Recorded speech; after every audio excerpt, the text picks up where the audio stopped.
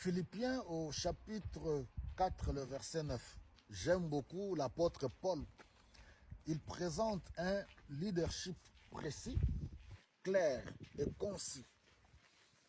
Il leur dit ceci: ce que vous avez appris, ce que vous avez vu de moi, ce que vous m'avez vu faire, ce que vous avez entendu de moi, pratiquez-le et le Dieu de paix sera avec vous.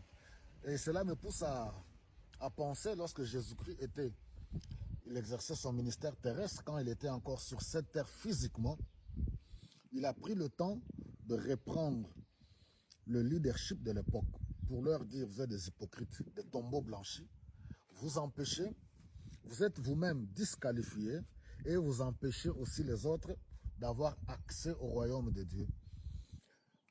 Et il était dur envers le leadership de cette époque-là. Il se tourne maintenant vers la population. Ce que j'aime avec Jésus-Christ, il dit: faites tout ce qu'ils vous disent, mais ne vous comportez pas comme eux. Ne faites pas comme eux. Alors voilà, quel leadership, quel héritage allons-nous léguer à l'église d'aujourd'hui et de demain? Paul a pris le courage, parce que Paul pouvait se permettre de dire: soyez mes imitateurs, comme je suis moi-même imitateur de Jésus-Christ. Et là, il nous dit: ce que vous avez vu en moi. Et, chers leaders spirituels, qu'est-ce que le peuple de Dieu voit en nous? Qu'est-ce qu'ils apprennent de nous? Qu'est-ce qu'ils entendent de nous? Quel témoignage? Sommes-nous des modèles? Sommes-nous exemplaires?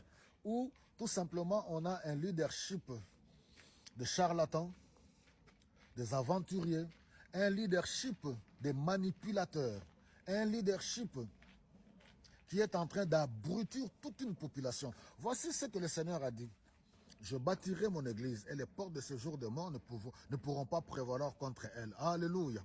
Gloire au Seigneur. Lui qui est le chef de l'église, il a établi l'ordre. Cherchez premièrement la justice et le royaume de Dieu, et toutes ces choses seront données par-dessus tout. Alors, je me permets de le dire, du fait que les gouvernants ont échoué de répondre aux problèmes d'ordre sociaux de la population est dans la misère, dans la souffrance. Alors, voilà l'église, les charlatans qui viennent au nom du Seigneur Jésus-Christ. Jésus est vrai. Il a été envoyé pour le salut de toute l'humanité. Il a vaincu le diable à la croix de Golgotha. Et voilà les charlatans et les aventuriers qui arrivent, qui commencent à vendre et à tordre l'évangile. Ils vous vendent des illusions. Et aujourd'hui, ils vous disent: venez, faites ceci, voilà, vous allez recevoir ceci. Et c'est faux. Nous savons que Jésus-Christ est venu sauver l'humanité pour du péché. À cause du péché, nous accorder le salut et la vie éternelle. Alors, il ne faut pas tordre l'évangile et venir mentir et profiter de la misère de la population. Et maintenant, quand les gens ne voient pas toutes ces choses, toutes ces illusions que vous leur vendez, les gens commencent à se dire que non, voilà, nous avons prié, nous sommes en train de prier, ou nos pays ont prié beaucoup, mais les choses ne changent pas. Le problème est que on a tout simplement mal présenté l'évangile. On a mal présenté Jésus-Christ. Jésus-Christ est authentique. C'est vrai, il dit: venez à moi, vous tous qui êtes fatigués et chargés, je vous donnerai le repos. Oui, oui, oui. Il a dit: venez à moi, demandez tout ce que vous voulez, je vous le donnerai. Mais le Seigneur veut d'abord que nous puissions respecter l'ordre établi. Chercher premièrement la justice et le royaume de Dieu. Nous devons amener le peuple de Dieu à entrer dans l'héritage spirituel. Je prends l'exemple du roi Salomon. Qu'est-ce que Salomon a demandé à Dieu? Donne-moi de la sagesse. Voilà l'héritage. Voilà un héritage spirituel. Quelque chose de précieux. Donne-moi la sagesse. Et qu'est-ce que Dieu a fait? Il lui a rajouté gratuitement les richesses.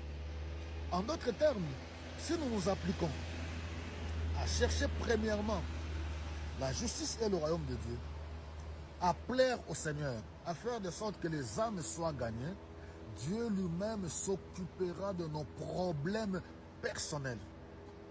Voilà, donc nous avons une grande responsabilité.